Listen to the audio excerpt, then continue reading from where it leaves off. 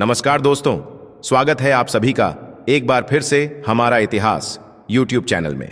ओम नमः शिवाय, हर हर महादेव। मित्रों, सावन के महीने में शिवलिंग से यह गुप्त चीज घर ले आना, आपकी सभी मनोकामनाएं, मुरादें पूरी होंगी। इतना रुपया पैसा आएगा कि गिनते गिनते थक जाओगे। भगवान भोलेनाथ जी के आशीर्वाद से अपने जीवन में बहुत उन्नति करोगे। दोस्तों, हिंदू धर्म में सावन के महीने का बहुत अधिक महत्व होता है। सावन का महीना हिंदू पंचांग का 5वां महीना होता है। यह महीना भगवान शिव को समर्पित होता है।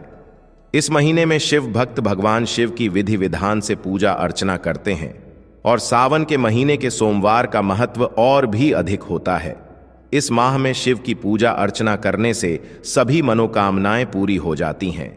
धार्मिक मान्यताओं के अनुसार सावन के महीने में भगवान शिव और माता पार्वती की विधि विधान से पूजा करने भक्त की मनोकामना पूरी होती है। इसके साथ ही सावन के सोमवार व्रत रखने से भोलेनाथ की विशेष कृपा प्राप्त होती है। दोस्तों, सावन महीना का आरंभ 22 जुलाई 2024 दिन सोमवार से हो रहा है और सावन महीने का समापन 19 अगस्त को होगा। कहा जाता है, इस सावन के महीने में किसी भी व्यक्ति ने भगवान भोलेनाथ की थोड़ी सी भी पूजा साधना क्रिया कर ली तो उस व्यक्ति के जीवन की सभी मनोकामनाएं, सभी मुरादें पूर्ण हो जाती हैं। उस व्यक्ति के जीवन के हर कष्ट खत्म हो जाते हैं और उस व्यक्ति के जीवन में धन रुपया पैसा आना शुरू हो जाता है। भक्तों, वीडियो आगे शुरू करें उससे पहले भगवान भोलेनाथ के सच्चे भक्त हमारा इतिहास चैनल की इस वीडियो को लाइक अवश्य कर दें और कमेंट बॉक्स में हर हर महादेव सच्ची श्रद्धा से लिख दें, जिससे कि भगवान भोलेनाथ जी का आशीर्वाद आपको सीधे प्राप्त हो सके।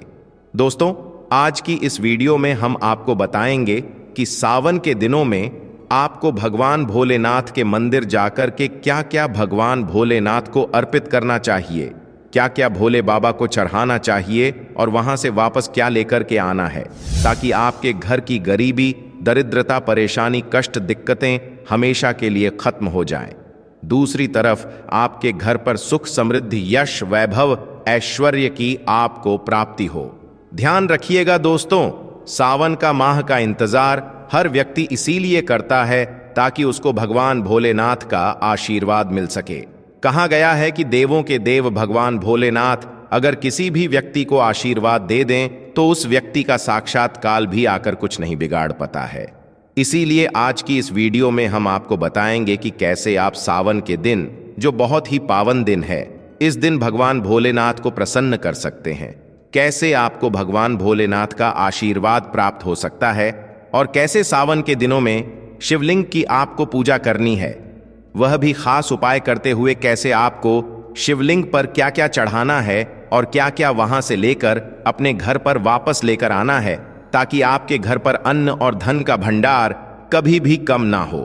तो सबसे पहले देखिए दोस्तों, आपके जीवन में कितनी ही बड़ी परेशानी हो, कितनी ही बड़ी दिक्कत क्यों ना हो, मान लीजिए आपके जीवन में धन की समस्या है, मान लीजिए आप नौकरी की प्राप्ति के लिए बहुत ही ज्यादा परेशान हो चुके हैं, आपके शत्रुओं ने आपको घेर लिया है, संतान की प्राप्ति आपको हो नहीं पा रही है, तो एक बात का ध्यान रखिएगा दोस्तों, सावन का पावन दिन एक ऐसे दिन होते हैं जिस दिन कोई भी व्यक्ति अगर थोड़े से उपाय कर लेता है, भगवान भोलेनाथ की साक्षात पूजा कर ले है, तो उस व्यक्ति की कितनी ही बड़ी मनोकामना हो, कितनी ही बड़ा कष्ट हो, वह खत्म हो जाता है और उसकी मनोकामना पूर्ण हो जाती है।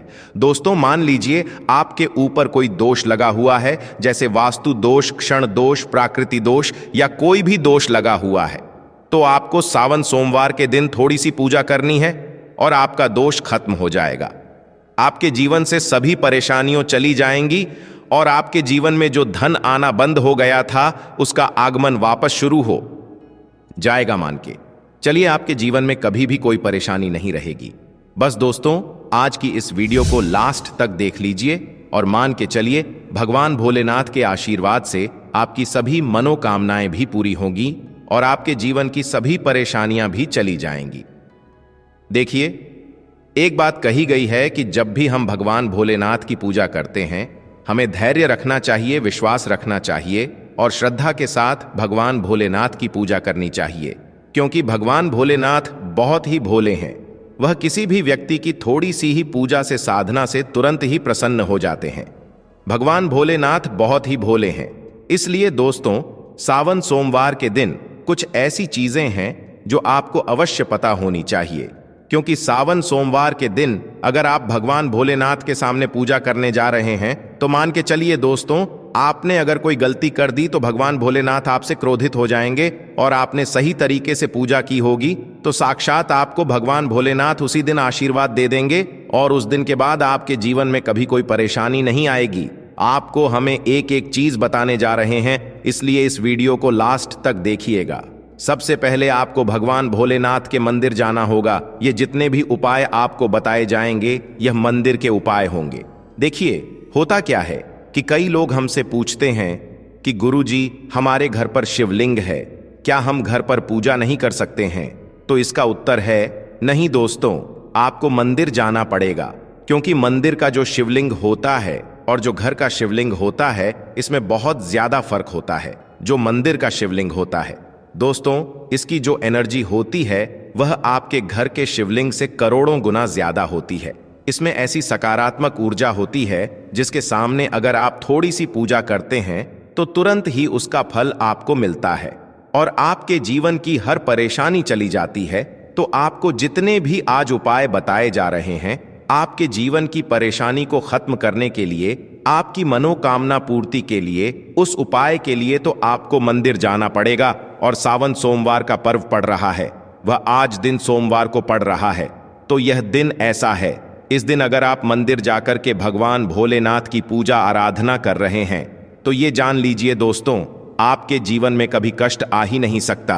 पूरे वर्ष आपके घर पर अन्न धन का भंडार बना रहेगा। तो आपको क्या क्या ले जाना है वह कहीं पर लिख लीजिए, क्योंकि दोस्तों, अगर आपने एक भी गलती कर दी तो आपकी पूजा संपन्न मानी नहीं जाएगी। दोस्तों, सबसे पहली चीज जो भगवान भोलेनाथ के लिए आपको जल ले जाना है। सावन सोमवार के दिन कई लोग हमसे यह कहते हैं कि गुरुजी, जल जो है वह तो शिवालय में भी मिल जाता है, शिव मंदिर में मिल जाता है। तो नहीं दोस्तों, वहां का जल आप तभी चढ़ाए ये जब कोई दिक्कत हो, वरना घर से ही जल ले जाना चाहिए। आखिर घर से जल क्यों ले जाया जाता है, इसकी भी बात सुन लीजिए। घर से इसीलिए आपको जल ले जाना है ताकि आपके घर का जो जल ले जा रहे हैं भगवान भोलेनाथ पर चढ़ाने के लिए, उसी जल के द्वारा आप भगवान से जुड़ जाएंगे। उस जल के द्वारा आप भगवान को अपनी सभी दिक्कतें बता देंगे, और उस जल को जैसे ही भगवान भोलेनाथ पर आप चढ़ाएंगे, अपनी समस्याओं को बताते हुए वह समस्या आपकी खत्म हो जाएंगी। इसलिए घर से जल ले जाएगा। आप सबसे जरूरी चीज जो जल ले जा रहे हैं उसमें 2-4 बूंद गंगा जल जरूर डाल दीजिएगा, क्योंकि गंगा जल डाले बिना आपकी पूजा संपन्न नहीं मानी जाएगी। महाशिवरात्रि के दिन तो आपको जल ले जाना है, उसमें गंगा जल डाल करके दूसरा आपको 3 पत्ते वाला बेलपत्र ले जाना है। दोस्तों, बेलपत्र बहुत ही शुभ होता है। आपने अगर मान लीजिए एक तरफ 1000 कन्याओं को खाना खिलाया है, दूसरी तरफ भगवान भोलेनाथ को बेलपत्र चढ़ाया है, तो यह दोनों बराबर माने जाते हैं, इसलिए बेलपत्र जरूर ले जाएगा। तीसरा, आपको सफेद पुष्प ले जाना है। सफेद पुष्प भगवान भोलेनाथ को चढ़ाए जाते हैं, इसीलिए सफेद पुष्प पर भगवान भोलेनाथ के लिए आपको ले जाना है सावन सोमवार के दिन, ताकि भगवान भोलेनाथ का आशीर्वाद आपको मिल जाए, जिसके बाद आपके जीवन के हर परेशानी खत्म हो जाए। दोस्तों, सफेद चंदन ले जाना अनिवार्य होता है सावन सोमवार के दिन। और ध्यान रखिएगा दोस्तों कि भगवान भोलेनाथ को अगर आप दूध अर्पित करने जा रहे हैं तो एकदम कच्चा दूध होना चाहिए, पका हुआ दूध नहीं होना चाहिए, कच्चा दूध होना चाहिए। अब आपको और क्या क्या ले जाना है तो देखिए, अगर आप चाहते हैं कि आपकी हर मनोकामना पूरी हो तो एक डिब्बा लीजिए, उसमें काली मिर्च भरकर ले जाइए। देखिए, बहुत ध्यान से सुनिए, जितनी आपको बातें बता रहे हैं, एक डिब्बे में काली मिर्च भर के एक लाल कपड़ा लीजिए, उसमें लौंग कपूर, इसको मौली धागे से बांध करके आपको अपनी जेब में रख करके ले जाना है। सिर्फ इतनी चीज आपको ले जानी है आज के दिन को। अब आपको पूजा कैसे करनी है, चलिए आपको बताते हैं। बहुत ध्यान से लास्ट तक देखिएगा, और जितनी भी चीज आपको बताई जा रही है, इन चीजों को आपको ले जाना है और शिवालय से वापस लेकर आना है अपने घर पर, ताकि आपको धन की प्राप्ति हो सके, आपकी कोई भी मनोकामना हो वह पूर्ण हो जाए। भक्तों, आप पहले जाएंगे मंदिर। सबसे पहले आपको इस बात का ध्यान रखना है, मंदिर जाने से पहले ही काले या नीले कपड़े का धारण करके मंदिर ना जाएं, वरना भगवान भोलेनाथ का आपको क्रोधित रूप देखना पड़ सकता है। सबसे पहले आपको यह करना है कि पतली धार बनाते हुए जल भगवान भोलेनाथ को अर्पित कर देना। बहुत ध्यान, बहुत ही गौर से सुनिए भक्तों, पतली धार बनाते हुए भगवान भोलेनाथ को जल आपको अर्पित कर देना है। अब आपको यह करना है दोस्तों कि भगवान भोलेनाथ को चंदन लगाना है। चंदन लगाने के बाद भगवान भोलेनाथ पर 3 पत्ते वाला बेलपत्र रखना है। 3 पत्ते वाला बेलपत्र रखने के बाद आपको भगवान भोलेनाथ पर सफेद पुष्प अर्पित कर देना है। सिर्फ इतना आपको करना है। दूध अगर आप चढ़ाना चाहते हैं तो दूध भी आप चढ़ा सकते हैं। इतना आपको करना है। इतना करने के बाद आपको वहां पर खड़े होकर 108 बार बहुत ध्यान से सुनिए और साथ ही समझिए 108 बार आपको ओम नमः शिवाय का जाप करना है। या तो आप 108 बार कर लीजिए या 1008 बार कर लीजिए। यह 3 ऐसी चीज है जो आपको करनी है। इतना करना है। अब आपको क्या करना है तो देखिए, एक डिब्बा जो काली मिर्च का आप ले गए हैं, उस काली मिर्च के डिब्बे को आपको शिवालय के जो गिरता हुआ शिवधारा है, जो शिवलिंग से वहां पर पानी गिर रहा है, उसी शिव हरि के पानी से आपको छू आना है और अपनी जेब में वापस रख लेना है। ये जो लाल पोटली आप ले गए हैं बंद करके लौंग की, इसको भी छुआ है, वापस रख लेना है। अब आपको क्या करना है, जिस लोटे में पानी ले गए थे या जिस लोटे में भी आप दूध ले गए थे, उसमें आपको क्या करना है, आपको जो भगवान भोलेनाथ का पानी वहां पर गिर रहा है, भक्तों ध्यान रखिएगा, शिवलिंग की जो पानी नीचे गिर रहा है, उसी पानी का थोड़ा सा पानी अपने लोटे में ले लेना है। ध्यान रखिएगा, जो आपने लोटे में पानी भरकर ले गए हैं वह पानी वापस बचाना नहीं है, वह तो पूरा आपको भगवान भोलेनाथ को अर्पित कर देना।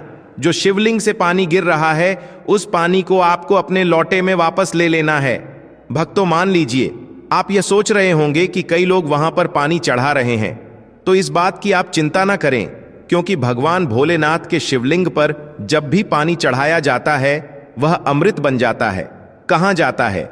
कई देवी देवता शिवलिंग के पास अदृश्य रूप में खड़े होते हैं ताकि शिवलिंग से गिर रहा पानी वह धारण कर सके। इतना पवित्र होता है शिवलिंग से गिरता हुआ पानी। तो शिवलिंग से गिरता हुआ पानी को आपको अपने लोटे में ले लेना, सिर्फ थोड़ी सी बूंदे ले लेनी है। अब आपको क्या करना है, आपको घर वापस आना है जो आपने लोटे में पानी लिया है। भक्तों, इसको घर पर आते ही घर के लोग जो है आपके उनके ऊपर थोड़ा थोड़ा पानी छिड़क देना है। घर के हर कोने में पानी छिड़क देना है। घर के मुख्य द्वार पर पानी छिड़क दें। ना सिर्फ इतना आपको करना है, इतना आपने कर दिया। अब मान लीजिए पूरे साल आपके घर पर नकारात्मक शक्तियां नहीं आ पाएंगी। आपके घर पर कोई काला जादू, काली विद्या करवाने की कोशिश करेगा तो वह आपके घर पर नहीं कर पाएंगे। इससे आपके घर से नकारात्मक शक्तियां चली जाएंगी और सकारात्मक ऊर्जा आ जाएगी। यह जो अब काली मिर्च का भगवान भोलेनाथ जी के शिवलिंग से छुआ कर लाए हैं, इसको पूजा घर में रखें। ये जो काली मिर्च का डब्बा है आपके पास, इसे कभी भी आप किसी शुभ कार्य के लिए निकले, जैसे मान लीजिए आप बिजनेस मीटिंग के लिए जा रहे हैं, नौकरी की प्राप्ति के लिए जा रहे हैं, काली मिर्च घर के मुख्य द्वार से पहले रख के उसको कुचल हुए निकालिए। मान के चलिए आपके काम में जो भी बाधा आने वाली होंगी, वह बाधाएं भगवान भोलेनाथ के आशीर्वाद से अपने आप है हट जाएंगी और आप जिस कार्य के लिए भी जाएंगे उस कार्य में आपको सफलता मिलेगी। दोस्तों, भगवान भोलेनाथ का यहां पर आपको साक्षात आशीर्वाद मिलेगा। सावन सोमवार के दिन और आपके जीवन से हर परेशानी चली जाएगी। सावन सोमवार की रात आप अपनी सभी प्रकार के बुरी अनिष्ट शक्तियों से छुटकारा पा सकते हैं। जो लोग भोलेनाथ माता पार्वती की पूजा करना चाहते हैं, वह इस दिन अपने घर पर पर्त का शिवलिंग रख लीजिए। अभिमंत्रित होना चाहिए। जो भी शिवलिंग आप रखें, अच्छे से उनको मंत्रों द्वारा भी अभिमंत्रित करके रखें।